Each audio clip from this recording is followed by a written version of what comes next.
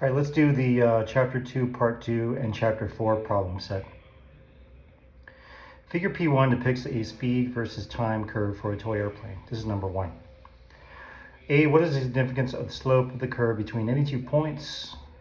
When, if ever, was the plane at rest? And what's the plane's average acceleration over the interval from 12 seconds to 14 seconds?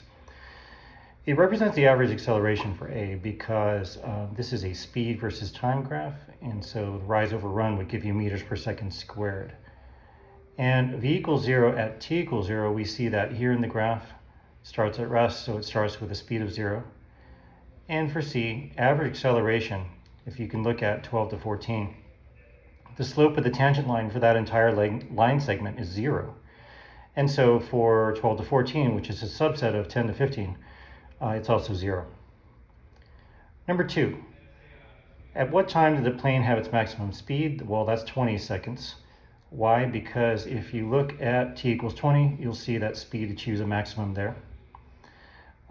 B, over what interval roughly did it have its maximum positive acceleration? That looks like it's about 0 to 5 seconds or 16 to 19 seconds. Those look like they have similar slopes.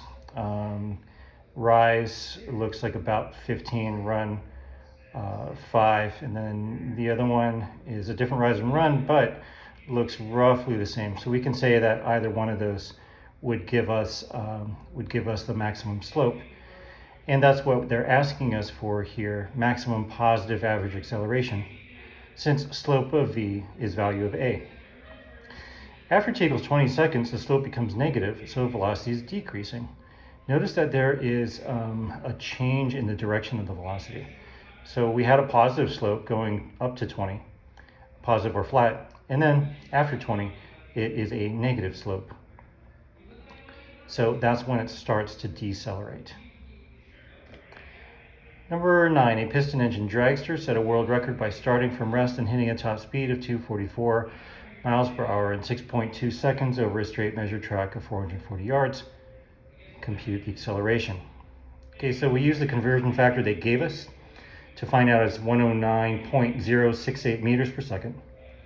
And then we use one of our 5 tools. Remember, in this chapter, you learned the 5 equations of constant acceleration. These are tools that you have to memorize because you're going to be using them a lot. The best tool for this situation is VF equals VI plus AT. We do our plugging and chugging, and we get 18 meters per second squared. Number 24. These are the answers. Let's understand why.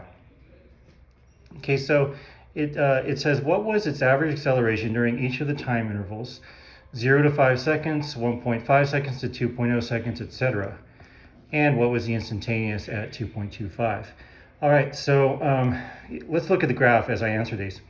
0 to 0.5 seconds, we can see that we have a slope of 0 meters per second squared, since slope of v is value of a. From 1.5 to 2, we have a slope of 0 meters per second squared for the same reason. 2.0 seconds to 2.5 seconds, the slope is 80 meters per second squared. All right, why is that? Because we have a rise of 40, but we have a run of 1/2. We have a run of 1/2 because it goes from 2 to 2.5. Now 40 over 1/2 is 80. And then at t equals 2.25 seconds, that's halfway through the interval we just described. And so the tangent line at that point, the slope of the tangent line, will equal the slope of the tangent line of the entire line segment. 31. Referring back to figure P24, which is the one we just used, what was the car's average acceleration during the interval from t equals 0 to t equals 3.0 seconds? And what was its instantaneous acceleration, t equals 0 and t equals 3.0 seconds? All right, so answering the first question first, the average acceleration, as you can see, is 60 meters per second, that's the rise, with a run of 3 seconds. And so that's an average acceleration of 20 meters per second squared. At t equals 0, we've got a flat slope of tangent line, and therefore it is 0 meters per second squared. And at t equals 3, we have another flat slope, and it's 0 meters per second squared. Now, those problems were kind of a warm-up, and the remaining problems, some of them get a little bit intense. And I just want you to remember kind of what I said at the beginning of the year, right? Is there's quite a bit of math in these problems. That doesn't mean that it's some kind of super high-level math. It just means that there are a lot of mathematical steps. Okay, number 56. The driver of a car traveling at 10 meters per second along a straight road depresses the accelerator and uniformly increases her speed at a rate of 2.50 meters per second squared. How fast will the car be moving as it passes a parked police cruiser 100 meters away? Okay, so how do we set this up? Well, we know the VI, and we know the A. We also know the S. We're trying to find the VF. And by laying that out, we know which one of the 5 tools we're going to use, which is VF squared equals VI squared plus 2AS. Plug and chug, and you get the answer. Now, be advised that it is possible in these problems to use another tool or to do it a different way. That's perfectly fine. I don't care what tool you use or which way you use. All that matters is that you proceed methodically. All right, number 60. A modern supertanker is gigantic, 1,200 to 1,300 feet long, with a 200-foot beam. Fully loaded, it chugs along at about 16 knots, which is 30 kilometers per hour or 18 miles per hour. It can take 20 minutes to bring such a monster to a full stop. Calculate the corresponding deceleration in meters per second squared and determine the stopping distance. All right, so we do some unit conversions and find out that's 8.045 meters per second. I did add a note there. If you use, instead of the 18 miles per hour, use 30 kilometers per hour, your answer is going to be slightly different, but it won't be a huge difference.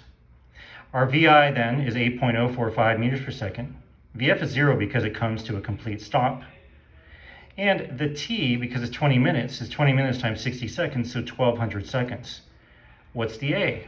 Well, we don't know, but we know which tool to choose, which is VF equals VI plus AT. We plug and chug, and we get the answer of 4.8 kilometers. Number 67. 2 trains heading straight for each other on the same track are 250 meters apart when their engineers see each other and hit the brakes. The express heading west at 96 kilometers per hour slows down, decelerating at an average of 4 meters per second squared, while the eastbound flyer traveling at 110 kilometers per hour slows down, decelerating at an average of 3 meters per second squared. Will they collide? Okay, now remember, as I've said before, you really need to try all these on your own first. And you only should be watching the video when you want to just look up the answer or if you want me to go through the steps. Okay, do not watch these as a way to do the problem set. You will not be doing yourself any favors if you do that. All right, so the first thing is to set up a good diagram. We've got the 2 trains separated by 250 meters, as you can see here. We've got one going towards the east at 110 kilometers per hour. Notice that the acceleration vector is in the opposite direction to the velocity vector. This is what a deceleration is. And we also have the other one going 96 kilometers per hour west. Its acceleration is also in the opposite direction at 40 meters per second squared.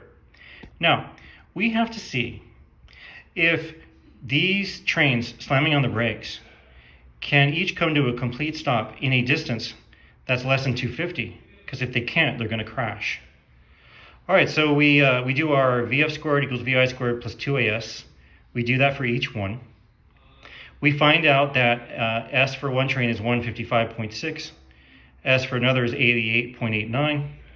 When we add those two, we see that it's less than 250, which means 250 is providing enough room for each train to slow down to a complete stop, and they won't collide. Number 89, calculate the speed at which a hailstone falling from a height of 0.9144 times 10 to the 4th meters out of a cumulonimbus cloud, cumulonimbus, would strike the ground, presuming air friction is negligible, which it certainly is not. Give your answer in meters per second. Now, we're neglecting air resistance just because, well, it's for the sake of simplicity. Air resistance does change the motion of projectiles a great deal. And as we'll learn later on, air resistance becomes more and more important the faster something goes, because air drag increases with speed. All right, but for simplicity's sake, we're neglecting that.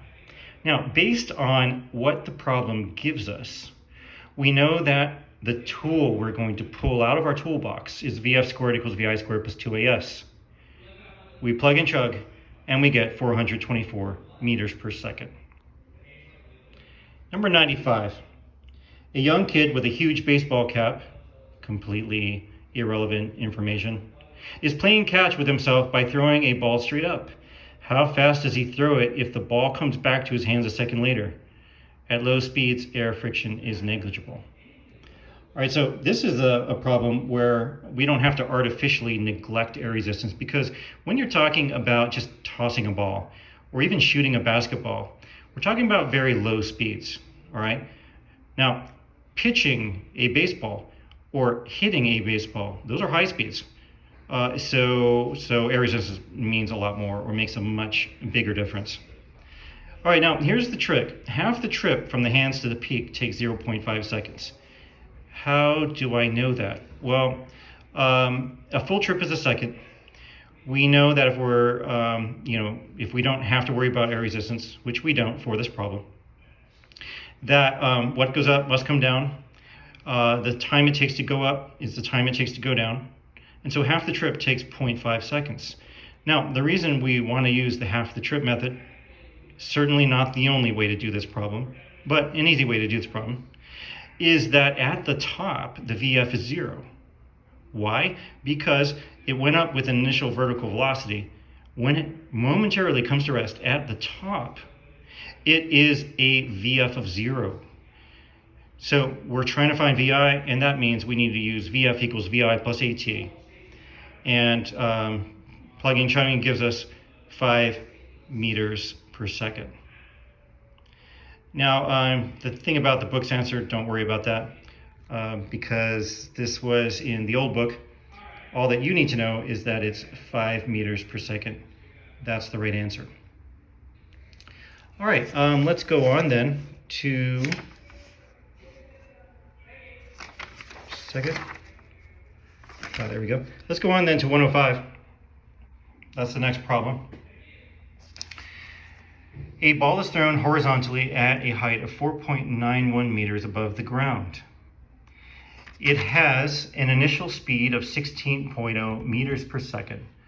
What's its initial vertical speed? How long will it take to drop to the ground? How far measured horizontally from the launch point will the ball strike the ground? All right, now we're getting into the very important principle that we learned in the lab. And that is that the horizontal trip is completely independent of the vertical trip. The horizontal component of velocity is completely independent from the vertical component of velocity. All right, so A is the easy one. What's its initial vertical speed? Well, since it's being launched horizontally only, its initial vertical speed is 0. All right, now for B, it's asking us how long will it take to drop to the ground. This is where we have to concern ourselves with only the vertical portion. All right, for 105B, we completely forget about the 16.0 meters per second because it has absolutely no bearing on the vertical trip. And so here's the setup. Notice the convention of labeling Y. This is helpful because SY means vertical displacement. VIY means initial vertical velocity. And AY means vertical acceleration. This is a helpful labeling convention because it helps us to distinguish the two trips and not confuse ourselves. Now, we plug in stuff. Notice that we plug in negative 4.91. Why? Because it's a drop. And the convention we normally follow is that down is negative, whereas up is positive. VIY is 0, so that's all 0. Negative 9.81, gravitational acceleration. Plug and chug, answer is 1.00 seconds. Now C says, how far measured horizontally from the launch point will the ball strike the ground? This is where we need to forget about the vertical velocity and think only of the horizontal velocity. All right, so we do Sx, which is horizontal displacement, equals Vix, which is horizontal initial velocity, t plus 1/2 ax t squared. Again, the labeling convention helps. Why? Because this forces you to ask yourself, what is the horizontal acceleration? And then you answer yourself and you say, there is no horizontal acceleration. Why not? Because the only thing that can cause any change in velocity in this problem is gravity, and gravity does not act horizontally. Therefore, we just plug in the values and come out with the Sx, or horizontal displacement, being 16.0 meters. All right, 112. 112 is a bit of a doozy. And right now I'm kind of holding so you can see the whole thing, but I'm going to zero in a little bit to make things easier to see. And that's also because really the very first important step is to set up a good sketch and lay out the things you know. Now in number 112, we know very little because it says 50 meters away and 45 degrees. We really only have 2 bits of information. We've got the horizontal displacement and we have the launch angle. Now, from these 2 bits of information, we can get everything else. All right, but this is the initial sketch, which you should have. All right, we lay out VIY equals VI sine 45 degrees, and VIX equals VI cos 45 degrees. We've got our horizontal and vertical components of the VI. Okay, next. For half of the vertical trip, ground to peak, VF equals VIY plus AT. Why is this convenient? Because the VFY is 0, since at the top of the parabolic trip, and when we're speaking only of the vertical velocity, there is momentarily 0 vertical velocity at the peak, or at the top of this parabolic path, okay? So notice that what we're doing right now, distinguishing between horizontal and vertical trips, is we're focusing only on the vertical trip. Okay, I know I keep repeating that, sound like a broken record, but that's because it's so important. And also because this sometimes causes confusion in students when they, confuse horizontal with vertical. Okay, so right now, basically, we're forgetting that horizontal even exists. So for the vertical trip, VFY equals VIY plus AT, and we fill in 0 equals VI sine 45 degrees minus 9.81 t. 9.81 from gravity, t we don't know yet, and VI sine 45 degrees, we know that that is our vertical component. Vertical trip means vertical component. All right, so plugging and chugging, we end up with VI sine 45 degrees over 9.81 equals t. Now remember, that's only for half the trip. The total time airborne is 2t, or 2 VI sine 45 degrees over 9.81. Neglecting air resistance, if it takes a certain amount of time to reach the peak, it takes the same exact amount of time to hit the ground from the peak. And that's why we simply double the t to get the total time airborne. Now, why have we done all this? Because once you know the total time airborne, you know how much the thing can advance horizontally. The only way it can advance horizontally is when it is airborne. Okay, so now we're going to focus on the horizontal trip. Sx equals Vixt plus 1/2 axt squared. We used that in the previous problem. And we have our horizontal displacement, it's a given. So 50 equals Vi cos 45 degrees, quantity 2Vi sine 45 degrees over 9.81 plus 0. All right, what's up with the plus 0? Because there is no horizontal acceleration. None whatsoever. So that disappears. And Vix we already laid out right after the sketch. And we already found our t. So that looks messy, but it's going to clean up pretty well, as you're going to see. Now, 50 equals 2 Vi squared sine 45 degrees cos 45 degrees over 9.81. And now we're at a point where we can simply plug and chug. And as we plug and chug, we solve for VI, and VI is 22 meters per second. All right, number 115. Making an angle of 15.0 degrees with the horizontal, a cannon fires a ball with a muzzle speed of 100 meters per second. What are its initial vertical and horizontal speeds? What's its peak altitude? On the way up, how long will it take to reach an altitude of 100 meters? Okay, so let's answer one at a time. If you look at the sketch there, we've got our initial velocity 100 meters per second, launch angle. We just do some simple breaking up of that into its components. 64.3 meters per second, 76.6 meters per second. Now, in B, what we're asked for, we're asked for the peak altitude. And how do we do that? Well, we use a similar trick. We think about, all right, when it reaches the peak, it momentarily comes to rest. That's why our VFY is 0. Now, we know our VIY, so we can plug it in. Notice that I plug in the unrounded. That's what you should do too, because you only round for final answers. And then plus 2 times negative 9.81 SY. SY is the vertical displacement. That's what we want to find.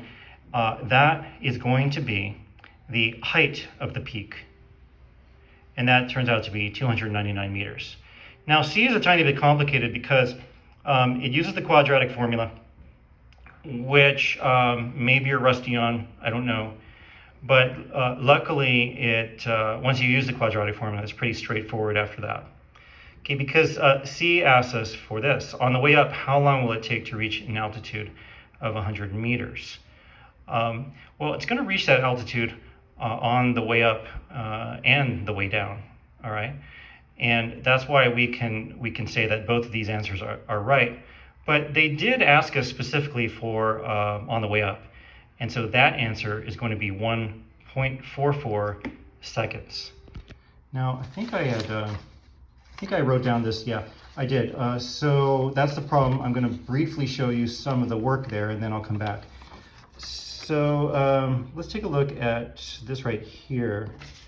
And this is just the layout, actually plugging and chugging. And you can see where I got the 14.2 seconds and the 1.44 seconds. You can pause if you need the time to copy that down. Okay, so the answer then is 1.44 seconds. And that is going to be the time at which it's going to reach an altitude of 100 meters. All right, 124. 124 is perhaps the most challenging one of this problem set. And as I'm going to show you, there are really 2 ways to do it. All right, 2 ways to do it. So let's talk about method 1 first. All right, so we've got some information. We know that it leaves the ground at a height of 1.3 meters. Launch angle is 30 degrees. VI is 45.0 meters per second. And the reason we have the 11.3 there, sorry, I think I said this was number 125. I meant 124. The reason why we see 11.3 there is because it says that that's how high the outfield fence is. So we need to prove that the ball is going to be higher than that at that moment in order for it to be a home run. All right, so top right, you see the breakdown of VI into its horizontal and vertical components. Now we look at the horizontal trip. How long does it take the ball to go 100 meters horizontally? Well, we just use Vxt equals d. That's really from the definition of what velocity is, right? Rate times time equals distance. And so we plug in 38.971 t equals 100, and we get 2.566 seconds. Okay, that's how long it takes to go 100 meters horizontally. Now, why is that important? Because 100 meters is the distance from home plate to the fence. So now we have to see how high is the ball at that time. And so we do how high is the ball at 2.566 seconds. SY equals VIYT plus 1/2 AYT squared. 22.5 times 2.566 plus 1/2 times negative 9.81 times 2.566 squared. And we get 25.4 meters, much higher than the fence. Therefore, it's a home run. So what does this mean? This means that Since the fence is 100 meters from home plate, and we want to make sure the height is greater than 11.3, I found the height's 25.4, way higher than it's easily going to be a home run. Notice also that a very important part of this solution is breaking up or distinguishing between the horizontal trip and the vertical trip. Okay, method two. Method two, look at this. We've got really the same sketch, same launch angle, same VI and all that. But the difference is that we are considering that it's going to reach home run fence height twice. Once on the way up and once on the way down. So the ball will reach fence height twice during flight. 11.3 minus 1.3 equals 10.0, which is the height from point of launch needed to clear the fence. So notice the starting height is 1.3, so really it only needs to achieve a height of 10 in order to clear it, because 1.3 gave it a head start. Okay, vertical trip. At what time will the ball reach the height of 10.0 meters from the launch point as it flies? So we do some plugging chugging there. We know our SY is 10.0 because that's the desired height. We already know our VIY. We found it earlier, negative 9.81. We used the quadratic formula to find that t equals 0.5 seconds. That's the first time it reaches fence height. And 4.089 seconds is the second time it reaches fence height. Now, we look at the horizontal trip, okay?